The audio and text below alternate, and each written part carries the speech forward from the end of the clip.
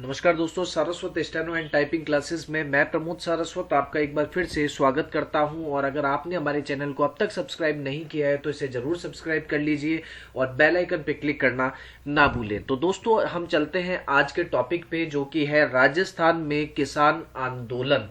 राजस्थान में किसान आंदोलन बहुत ही इंपॉर्टेंट टॉपिक हो जाता है। आपके आरएस मैसेज भी स्टेनोग्राफर भर्ती को ले, चाहे वो आरएस की भर्ती हो, चाहे वो पटवारी की भर्ती हो, या वो अदर कोई भी राजस्थान स्टेट में होने वाली किसी भी गवर्नमेंट एग्जाम के अंदर ये टॉपिक विशेषता आपके आता ही आता है। तो ये सभी लोगों के लिए काफी इंपॉर्टेंट पार्ट हो जाता है दोस्तों। तो आज हम क्लियर करेंगे कि राजस्थान में किस किस तरह के किसान आंदोलन हुए थे, क्यों हुए थे और क्या इनकी वजह रही थी। तो सबसे पहले मैं बात करने जा रहा हूं बिजोलिया किसान आंदोलन की। तो बिजोलिया किसान आंदोलन कब शुरू हुआ था? 1897 में। और कब तक चला? 1941 तक ये आंदोलन जो है दोस्तों वो चला था, जो कि सबसे ज्यादा लंबे टाइम तक चला। कितने साल? 44 साल दोस्तों। तो दोस्तों, जो बिजोलिया किसान आंदोलन था ये मेवाड़ में हुआ और जिला जो था वो भीलवाड़ा जिले के अंदर जो है ये जो हुआ था। बिजोलिया का जो प्राचीन नाम था दोस्तों, तो बिजोलिया आंदोलन का जो प्राचीन नाम था वो विजया वल्ली हुआ करता था। इसके संस्थापक थे अशोक परमार। और बिजोलिया जो है वो कौन सी रियासत के अंदर आता था? मेवाड़ रियासत का ठिकाना जो है वो बिजोलिया है। ठीक है, तो इसके कारण क्या रहे, क्यों किसान आंदोलन एक्टिव हुआ? तो दोस्तों, सबसे पहली बात तो लगान की दरें जो है वो बहुत ज्यादा बढ़ा दी गई। लगान की दरें बढ़ा देने के कारण किसान मारा जा रहा था और ये एक बड़ा कारण बना। दूसरा बड़ा कारण क्या था? लाग बाग कई तरह के थे दोस्तों। आंदोलन के प्रमुख कारणों में 84 प्रकार के लाग बाग, और लाग बाग को क्या कहा जाता है? कर कहा जाता है। 84 प्रकार 84 टाइप के जो टैक्स थे वो इसमें लगे हुए थे। लाटा कुंता कर, इसमें कभी कभी क्वेश्चन भी पूछा जाता है कि लाटा कुंता कर क्या होता है? तो खेत में खड़ी फसल के आधार पर जो कर लिया जाता था दोस्तों, उसको हम लाटा कुंता कर कहते थे। इसी में ये क्वेश्चन भी पूछे जाते हैं कि चवरी कर क्या होता है? तो किसान की बेटी की शादी पर लिया जाने वाला कर क्या होता था? चवरी कर। और एक होता था तलवार बंदाई। कई तरह के, ऐसे तो 84 तरह के थे, लेकिन जो इंपॉर्टेंट एग्जाम की दृष्टि से थे वो मैं आपको बता रहा हूं। जब भी नया जागीरदार बनता था तब हम इसको यूज करते थे। और जो तीसरा ये इसमें जो बेगार प्रथा जो थी, जो तीसरा बड़ा कारण बनी वो बेगार प्रथा थी दोस्तों। और बेगार प्रथा क्या होती है कि मूल्य चुकाए बिना श्रम कराने की प्रथा को ही हम क्या कहते हैं? बेगार प्रथा कहते हैं, जिसमें श्रमिकों की इच्छा के बिना उनको काम में लिया जाता है। सामंती, साम्राज्यवादी और अफसरशाही प्राय समाज के कमजोर लोगों से इस तरह की बेगार करवाते थे। जैसे आपने ये चीज देखी होगी कि जब आपको पैसा नहीं मिलता है, या कभी आप ज्यादा कहीं किसी शादी में गए और कोई काम करवाने लग जाता है आपसे, तो और वो कोई अर्थ वर्थ इट नहीं होता है, जिसका पैसा आपको नहीं मिलता है, तो आप क्या बोलते हैं? अरे यार, फालतू की बेगार करवा रहा है। तो यही थी बेगार प्रथा का प्रचलन उस समय था। और ये तीन तरह के जो बड़े इंपॉर्टेंट रीजंस जो थे वो आपके जो थे बिजोलिया किसान आंदोलन को एक्टिव करने में उन्होंने प्रमुख सहयोग निभाया। बात करते हैं कि बिजोलिया किसानों ने जो 84 प्रकार के लाग बाग टैक्स जो वसूला जाता था उनसे ज्यादा ये परेशान थे। और इसीलिए बिजोलिया के किसानों ने जो धाकड़ जाति के इसमें जो लोग थे वो ज्यादा थे, तो धाकड़ जाति के लोगों ने जो है वो इस आंदोलन में हिस्सा लिया। बिजोलिया किसान आंदोलन क्योंकि काफी टाइम तक चला था, तो ये इनको हम अब 3 पार्ट में लेके चल रहे हैं। एक तो था जो 1897 से 1916 में, जिसका नेतृत्व किया साधु सीताराम दास के द्वारा। उसके बाद 1916 से 1923 इसको जो लीडरशिप थी वो विजय सिंह पथिक के द्वारा की गई। और 1923 to 1941 में इनका नेतृत्व किया था माणिक्यलाल वर्मा ने, हरिबाबू उपाध्याय ने, जमनालाल बजाज ने और राम नारायण चौधरी ने। ये 4 लोगों ने इसका जो है वो बाद में इसको संभाला था। ठीक है, तो ये 3 चरणों को हम आप पढ़ने जा रहे हैं। अब 3 चरण किस तरह से हैं वो भी आप देखिए। पहला तो प्रथम चरण जो 1897 से 1916 तक है, हम इसको थोड़ा डिटेल से समझते हैं। तो दोस्तों प्रथम चरण के दौरान हुआ क्या था कि बिजोलिया के राव कृष्ण सिंह ने किसानों पर 5 रुपए की दर से चवरी कर लगा दिया था। चवरी कर जैसा मैंने अभी आपको बताया था दोस्तों।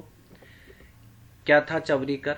चवरी कर जिसमें हमने पता किया था कि जो बच्ची की शादी होती है उसमें जो पिता को ये कर देना पड़ता था। तो यहां पर हुआ क्या है दोस्तों कि बिजोलिया के जो राव कृष्ण सिंह थे उन्होंने किसानों पर 5 रुपए की दर से चवरी कर लगाया था, जिसके अंतर्गत किसानों को अपनी पुत्री के विवाह पर ठिकानेदार को कर देना पड़ता था। बिजोलिया ठिकाने में अधिकतर लोग, अपन ने जैसा अभी पढ़ा था, कौन सी जाति के लोग थे? दाकड़। तो 1897 में गिरधारीपुरा नामक गांव में, कौन से गांव की बात है? गिरधारीपुरा नामक गांव। और कब? 1897 में गंगाराम धाकड़ के मृत्यु भोज पर, ये खत्म हो चुके थे, गंगाराम धाकड़ के जो पिताजी थे उनका मृत्यु भोज चल रहा था यहां पर। और उनके मृत्यु भोज के अवसर पर किसानों ने सभी एक सभा रखी थी, जिसमें कर बढ़ोतरी की शिकायत और अन्य जो रीजन मैंने अभी आपको बताए थे, उसमें मेवाड़ के महाराजा से जो है यहां के ठिकानेदार की शिकायत करने का फैसला किया गया था। और इसके लिए उस सभा से नानजी पटेल और ठाकरी पटेल को उदयपुर भेजा जाता है, जहां पर मेवाड़ के महाराणा फतेह सिंह इनकी बात सुनते तो हैं लेकिन उस पर कोई भी कार्रवाई नहीं करते हैं।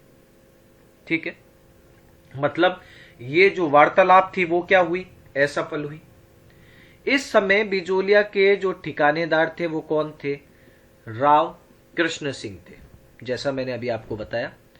चवरी कर जो इसमें 5 रुपए की इन्होंने रेट रख दी थी, लेकिन 1906 में ये कृष्ण सिंह जी थे वो मारे गए और नए ठेकेदार आप कौन आ गए थे? राव पृथ्वी सिंह आ गए थे। ठीक है, जिन्होंने एक नया कर, तलवार बंधाई कर, उत्तराधिकारी शुल्क, कि जब भी उत्तराधिकारी कोई बनेगा तो उस पे भी तलवार बंधाई कर लगा दिया गया, किसानों पर लागू कर दिया गया। 1915 में पृथ्वी सिंह ने साधु सीताराम दास और इसके सहयोगी फतेहकरण चारण और ब्रह्मदेव को बिजोलिया से निष्कासित कर दिया। और ये एक जो इसका ये क्वेश्चन पूछ लिया जाता है कि पृथ्वी सिंह ने साधु सीताराम को जो है वो निष्कासित किया गया था। कब किया गया था? 1915। और ये प्रथम चरण का दौर था। ठीक है, नेक्स्ट आता है द्वितीय चरण। द्वितीय चरण में 1917 में विजय सिंह पथिक ने ऊपरमाल पंच बोर्ड, ऊपरमाल पंचायत का गठन मन्ना पटेल की अध्यक्षता में किया गया था। बहुत इंपॉर्टेंट है, द्वितीय चरण जो है वो विजय सिंह पथिक के अंडर ऑब्जर्वेशन था और ऊपरमाल बोर्ड का गठन मन्ना पटेल की अध्यक्षता में यहां पर किया गया। बिजोलिया किसान आंदोलन को लोकप्रिय व प्रचलित करने वाले समाचार पत्र कौन कौन से थे? बहुत इंपॉर्टेंट क्वेश्चन पूछा जाता है कि ऐसे कौन से समाचार पत्र थे। तो प्रताप और ऊपरमाल डंका, ये दो जो है वो न्यूज़पेपर आपको नाम याद होने चाहिए। 1919 में बिंदुलाल भट्टाचार्य आयोग को बिजोलिया किसान आंदोलन की जांच करने के लिए भेजा गया कि वहां पर क्या चल रहा है, क्या किस तरह की कमियां हैं।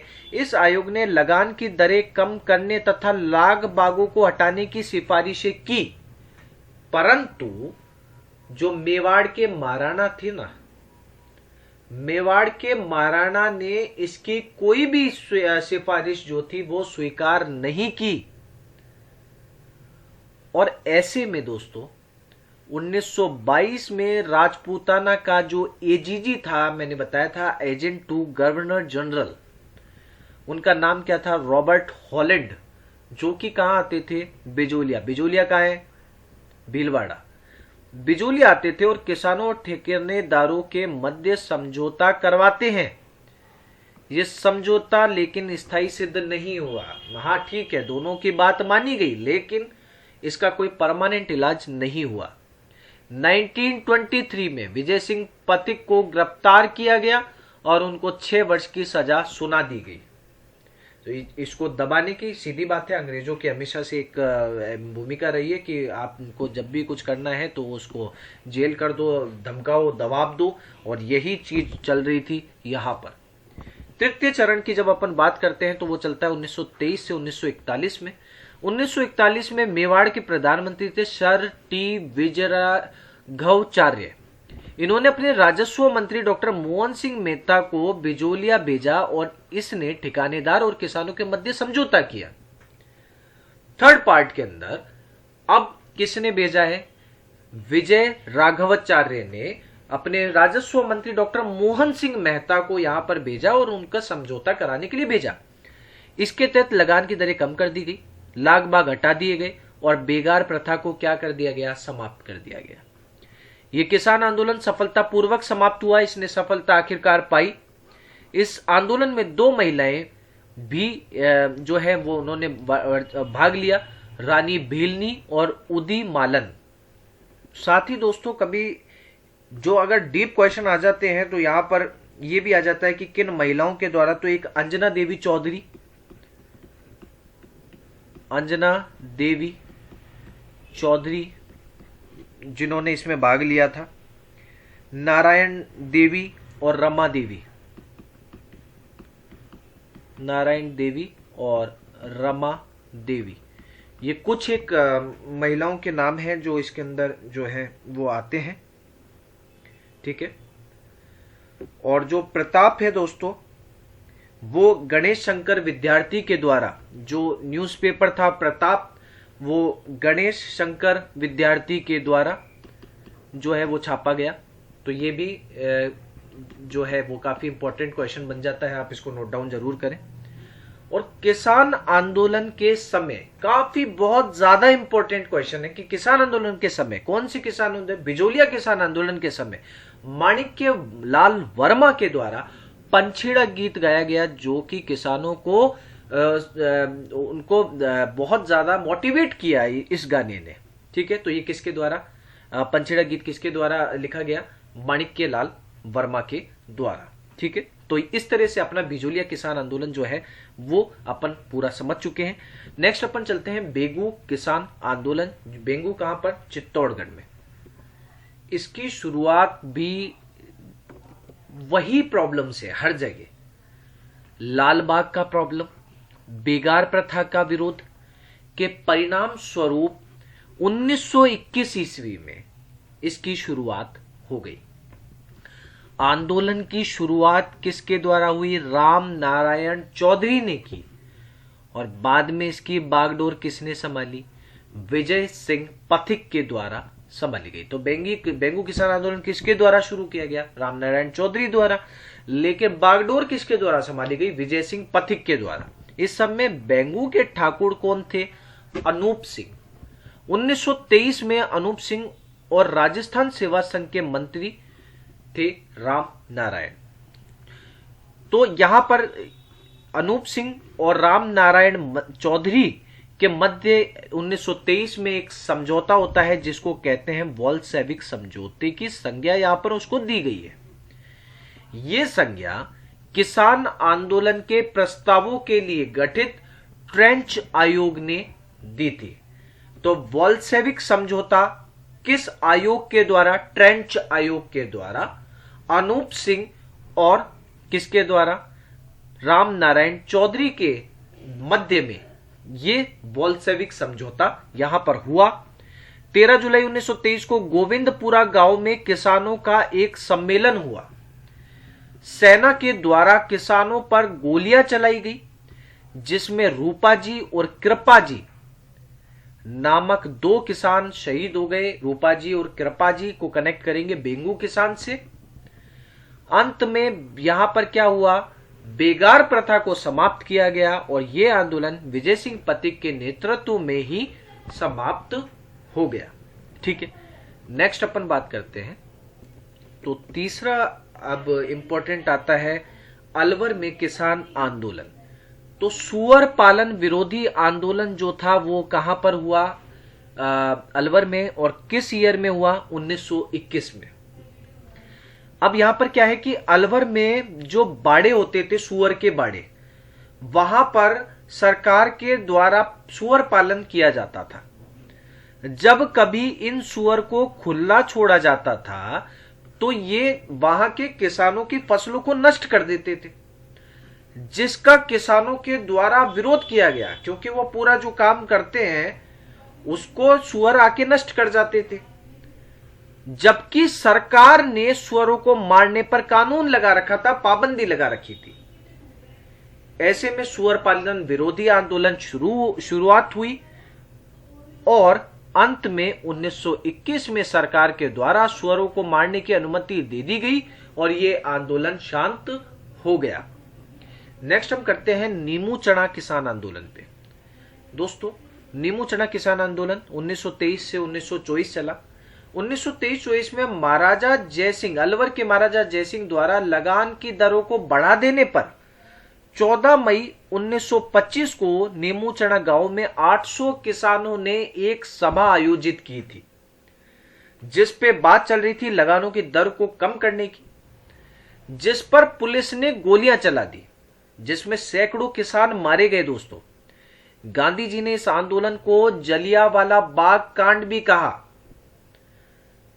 साथ ही इसे संज्ञा दी गई डिज्म डबल डिस्टिल्ड की, से विभत्स की संख्या दी गई।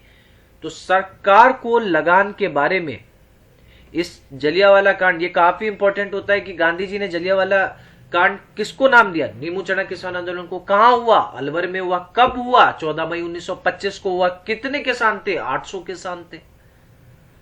तो सरकार ने इस हत्याकांड के बाद लगान के बारे में किसानों को समक्ष झुकना पड़ा और आंदोलन रुक गया।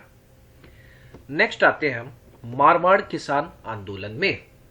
मारवाड़ में भी किसानों पर, मेवाड़ की बात चल रही थी, अब तो मारवाड़ में भी बहुत ज्यादा अत्याचार हुए। अत्याचार हर जगह हो रहे थे। तो ये थे किसान आंदोलन। जिस तरह से अलग अलग क्रांति हुई, अब किसानों की बात हुई तो किसानों ने किया, महिलाओं ने बात की तो महिलाओं के भी हम आने वाले टाइम पे महिलाओं के राजनीति प्रयास भी पढ़ेंगे। तो यहां पर क्या था कि 1923 में जय नारायण व्यास ने मारवाड़ हितकारी सभा का गठन किया था। और बहुत इंपॉर्टेंट क्वेश्चन हो जाता है एग्जाम की दृष्टि से कि मारवाड़ हितकारी सभा का जो संगठन का जो गठन था वो किसने किया? तो जय नारायण व्यास ने। कब किया? 1923 में। और किसानों को आंदोलन करने हेतु इसमें प्रेरित किया कि आपके ऊपर जो अत्याचार हो रहे हैं उसको दूर करिए। परंतु सरकार ने मारवाड़ हितकारी सभा को ही गैरकानूनी संस्थान घोषित कर दिया कि अगर इसमें जो शामिल होते हैं या इसकी कोई कार्रवाई होती है तो वो कानूनन गलत है। और इस बात को दबाने के लिए सरकार ने किसान आंदोलनों को दबाने के लिए क्या किया? मारवाड़ किसान सभा नामक संस्था का गठन कर दिया। परंतु इससे भी सफलता नहीं मिली। गठन तो आपने कर दिया, लोग कहां से लाओगे? लोग तो मारवाड़ हितकारी सभा के साथ थे ना। प्रॉब्लम तो दूर नहीं हुई ना। तो मारवाड़ किसान सभा बनाने से क्या आंदोलन खत्म होता? क्या नहीं होता। तो इसीलिए सफलता प्राप्त नहीं हुई सरकार को। तो सरकार क्या करेगी? आप भी कोई बात कोई सुनता नहीं है तो क्या करते हो? चिल्लाने लग जाते हो ना, दमन करते हो ना। वही चीज सरकार ने भी किया। आंदोलन का दमन करने तो दमन नीति का सहारा लिया, परंतु बच्चे किसान नकटे हो चुके थे। लड़ लो, मार लो, कुछ कर लो, नहीं मानेंगे। और ऐसे में दमन करते करते चंडावल और निमाज नामक गांवों के किसानों पर निर्ममता पूर्वक अत्याचार किए गए तथा डाबरा नामक स्थान पर अनेक किसानों को निर्दयता पूर्वक मार दिया गया। लेकिन इससे लोग दबे नहीं। इससे संपूर्ण देश में उत्तेजना की लहर फैल गई। किंतु सरकार ने इसके लिए किसानों को उत्तरदायी ठहराया कि हमारी गलती नहीं, किसानों ने बाटे फेंके, हमने बंदूकें चला दी, हमने प्रोटेक्शन लिया, यूज किया। लेकिन आजादी के बाद भी जागीरदार कुछ समय तक किसानों पर अत्याचार करते रहे। और ये प्रॉब्लम कब सॉल्व हुई दोस्तों? जब राज्य में लोकप्रिय सरकार का गठन हुआ और किसानों को खातेदारी के अधिकार मिले, तब जाके ये प्रॉब्लम दूर हुई। तो मतलब कहा जा सकता है कि मारवाड़ में जो किसान आंदोलन हुआ वो पूरी तरह से दमन करके दबा दिया गया। इसमें इन लोगों को जो छूट मिली या एक तरह से सफलता जो थी वो इनको नहीं मिल सकी। चलिए नेक्स्ट बात करते हैं बूंदी किसान आंदोलन की। क्या हुआ था बूंदी में, क्या हो रहा था भाई? तो बूंदी किसान आंदोलन को बरडा किसान आंदोलन भी कहते हैं। बरडा किसान आंदोलन किसको कहा जाता है? बूंदी किसान आंदोलन को। कब हुआ था साहब? 1926 में हुआ था। किसके द्वारा हुआ था साहब? पंडित नेनूराम शर्मा के द्वारा हुआ था। पंडित नैन देख रहे हो ना, नेनूराम, पंडित नेनूराम शर्मा के नेतृत्व में बूंदी के किसानों ने लगान लाग बाग की ऊंची दरों के विरुद्ध आंदोलन छेड़ दिया। इनके नेतृत्व में डाबी नामक स्थान पर किसानों का एक सम्मेलन बुलाया गया। कौन सी जगह पर? डाबी नामक स्थान पर किसानों का सम्मेलन बुलाया गया। और यहां पर क्या किया? पुलिस, वही जो हर जगह करते हैं, पुलिस ने किसानों पर गोलियां चला दी, जिसमें नानक जी भील के द्वारा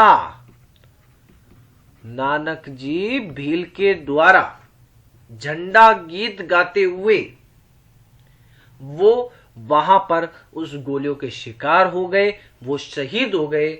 और कुछ समय बाद माणिक्यलाल वर्मा के द्वारा इसका नेतृत्व किया गया।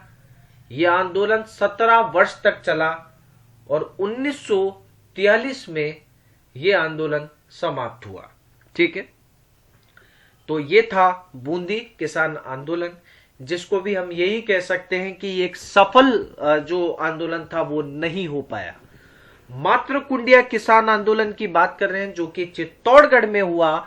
मातृकुंडिया किसान आंदोलन की तारीख जरूर याद करें, 22 जून 1880।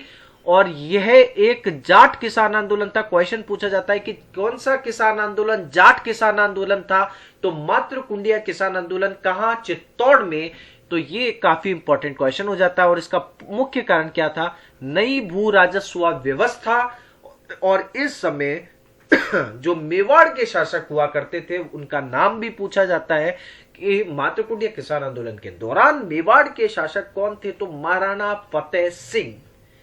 महाराणा फतेह सिंह जो है वो इसके जो थे शासक थे। चलिए नेक्स्ट हम बात करते हैं भोमट का भील आंदोलन। 1918 ईस्वी में मेवाड़ सरकार के जो एडमिनिस्ट्रेटर सुधार होते हैं, प्रशासनिक सुधारों के विरुद्ध भोमट के भील जनजाति ने आंदोलन छेड़ दिया। गोविंद गुरु को आप सभी जानते हैं। तो गोविंद गुरु ने भीलों में एकता स्थापित करने का प्रयास किया। तो यहां पर जो गोविंद गुरु थे वो सिखों के कौन से गुरु थे? तो सिखों के 10वें गुरु के नाम से जो जाना जाता था। ये उनकी बात नहीं हो रही है, ठीक है। तो यहां पर ये जो पिक्चर है वो गुरु गोविंद साहिब की नहीं है, तो इसको थोड़ा सा आप उससे कनेक्ट मत कीजिएगा। ये थोड़ा सा हमारे साइड से कुछ पिक्चर लगाने में मिस्टेक हुआ है। तो गोविंद गुरु ने भीलों में एकता स्थापित करने का प्रयास किया था, जबकि मोतीलाल तेजावत ने भील आंदोलन का नेतृत्व किया, जिसके कारण इस आंदोलन ने और जोर पकड़ लिया। भीलों ने ये लागत तथा बेगार करने से इनकार कर दिया था। आप समझ ही गए होंगे बेगार प्रथा क्या थी। तो सरकार ने इस आंदोलन को कुचलने के लिए हमेशा की तरह दमन चक्र का सहारा लिया, किंतु सरकार को यहां सफलता नहीं मिली। इस आंदोलन को से भीलों को अनेक सुविधाएं प्राप्त हुई। भीलों में सर्वप्रथम मोतीलाल तेजावत ने राजनीतिक चेतना जागृत की और इसके बाद में भीलों की आर्थिक स्थिति को सुधारने और उनको अंधविश्वासों से दूर करने के लिए बनवासी संघ की स्थापना भी की गई। ठीक है, तो ये इंपॉर्टेंट है भोमट का भील आंदोलन और इसे हम एक सफल आंदोलन भी कह सकते हैं। नेक्स्ट आता है दुधवा खारा किसान आंदोलन। यह बीकानेर रियासत के चूरू में हुआ था।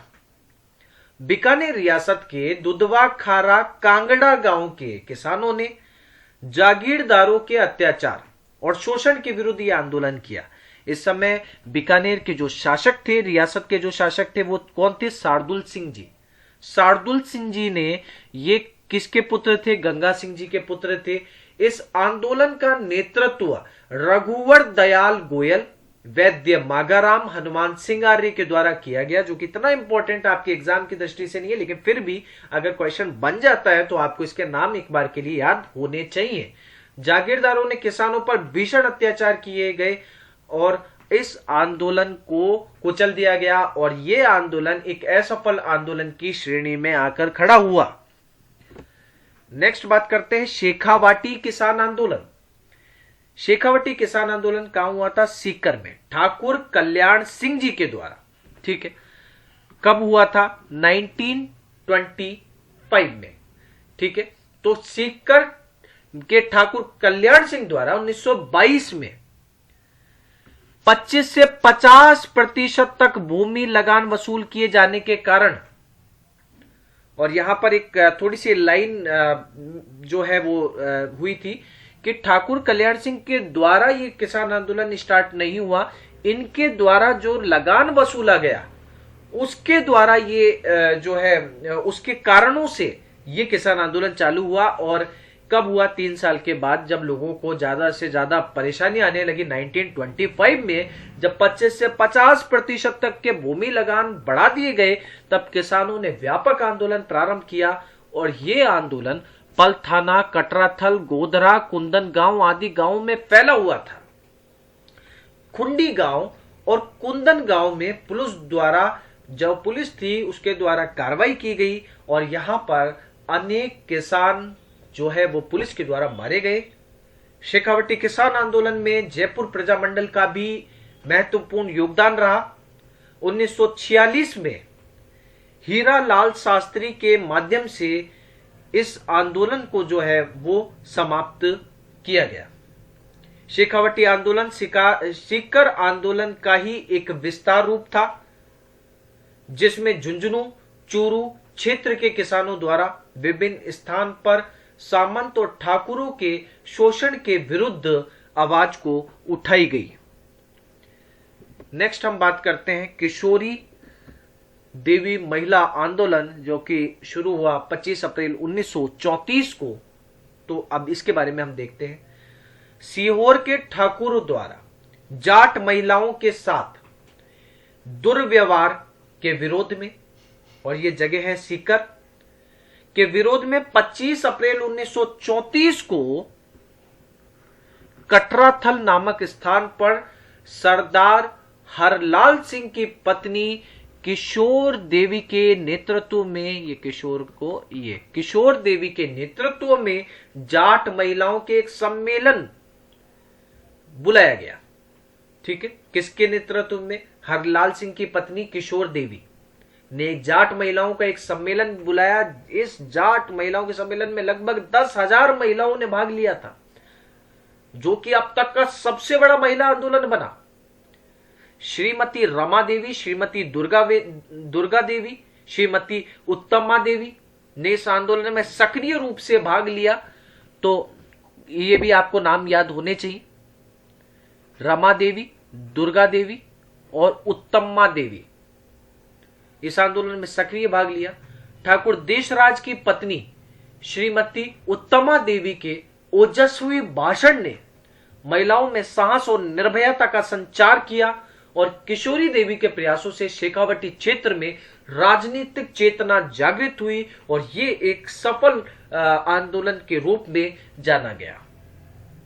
काफी इंपॉर्टेंट क्वेश्चन बन सकते हैं, इसको बहुत अच्छे से पढ़िएगा दोस्तों।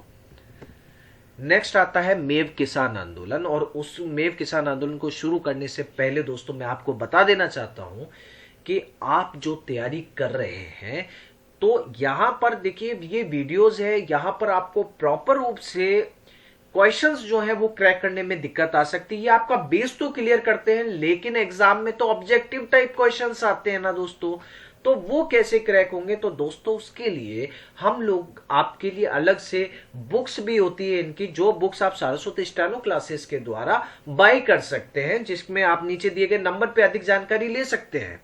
उसमें आपको one liner question books, objective type books और ये चीजें अवेलेबल हो जाती है, जिससे आप इनको एक बार वीडियो देखिए, वहां से क्वेश्चंस निकालिए और आपका ये कंसेप्ट हमेशा के लिए क्लियर हो जाएगा दोस्तों। साथ में जो स्टेनोग्राफर की तैयारी कर रहे हैं उनके लिए टेस्ट सीरीज भी चालू कर दी गई है, तो नीचे दिए गए नंबर पे आप जल्द से जल्द बात करें और अपनी टेस्ट सीरीज को ज्वाइन करें और अपनी सक्सेस की ओर दोस्तों बढ़े। मेव किसान आंदोलन की बात पे मैं वापस आता हूं, और ये अलवर और भरतपुर कहां किस साइड का है? मेवात साइड का। तो मेव जाति यहां पर मिलती है दोस्तों। तो ये आंदोलन किसका हुआ? मेव जाति का। और कब हुआ? 1931 में, 1931 में मेव जाति के द्वारा यह आंदोलन शुरू हुआ। अलवर भरतपुर के मेव बाहुल्य क्षेत्र को क्या कहा जाता है? मेवात कहा जाता है। यह लगान विरोधी आंदोलन था दोस्तों। यहां पे भी वही चीज हर जगह, ये किसान आंदोलन बस लगान पे है। किसान को क्या चाहिए? अगर लगान उससे पैसा छीनोगे तो प्रॉब्लम होगा। भारत देश में अभी भी क्या चल रहा है? यही तो चल रहा है। तो समझिए बात को कि आंदोलन का जो नेतृत्व था वो किसके द्वारा किया गया? मोहम्मद अली के द्वारा। किसके द्वारा? मोहम्मद अली जौहर के द्वारा क्या किया गया? इस आंदोलन का नेतृत्व किया गया 1932 में। तो इसका नेतृत्व किसने किया था? यासीन खान ने। किसने किया था? यासीन खान ने। कब किया था? 1932 में किया।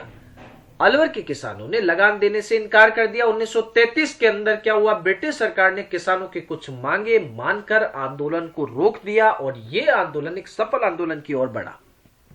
नेक्स्ट आता है जयसिंहपुरा किसान हत्याकांड 1934। 21 जून 1934 को डूंडलोद के ठाकुर के भाई ईश्वरी सिंह ने, और ये जयसिंहपुरा कहां पर है? जयपुर में, ठीक है। तो डूंडलोद के ठाकुर के भाई ईश्वरी सिंह ने जयसिंहपुरा में खेत जोत रहे किसानों पर अंधाधुंध गोलियां बरसाई, जिसमें अनेक किसान मारे गए, शहीद हुए। और जयपुर रियासत में जयसिंहपुरा शहीद दिवस मनाया गया इस दिन, ठीक है। ईश्वरी सिंह और उसके साथियों पर यहां पर मुकदमा चला और उन्हें कारावास की सजा हुई।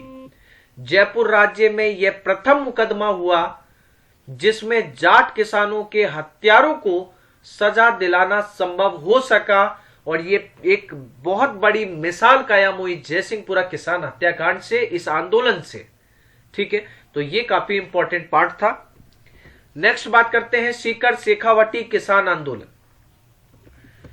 जयपुर रियासत में सीकर ठिकाने में ठाकुर कल्याण सिंह द्वारा इसे चलाया गया था, और ये यहां पर इस स्लाइड के अंदर दोबारा रिपीट हुआ है। तो दोस्तों ये हम पढ़ चुके हैं जैसा कि। तो नेक्स्ट हम चलते हैं जयपुर राज्य प्रजामंडल द्वारा जाट सम्मेलन, ठीक है।